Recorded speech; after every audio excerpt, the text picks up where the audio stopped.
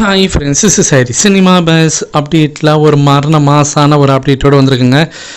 தெலுங்கில் பார்த்தினாக்கா நம்ம கூலி திரைப்படம் 4 லட்சத்துக்கு மேலே டிக்கெட் விற்று தீர்ந்துருக்குங்க. நேற்று இரவு தான் ஆந்திராவில் இந்த படத்தோடைய அந்த டிக்கெட் புக்கிங்ஸ் ஓப்பன் பண்ணாங்க.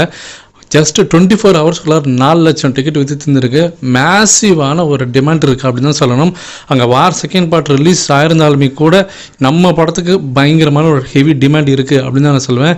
ஸோ அங்கேருந்து வரக்கூடிய அந்த ஊடகங்களுடைய அந்த செய்தியெல்லாம் பார்க்கும்போது நம்ம படம் பயங்கரமான ஒரு ஓப்பனிங் பெறும் தான் நினைக்கிறேன்.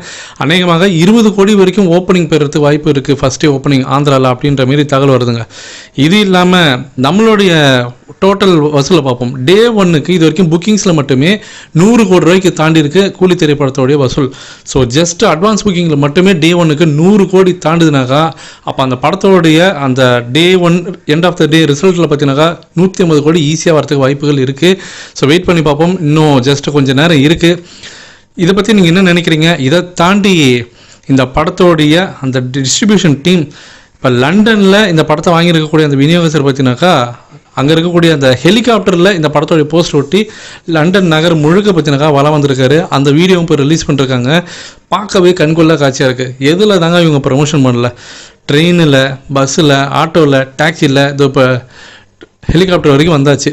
ஸோ எல்லாமே பார்த்தீங்கன்னாக்கா தலைவர் பிரித்து மீஞ்சி நிற்கிற பாக்ஸ் ஆஃபீஸை.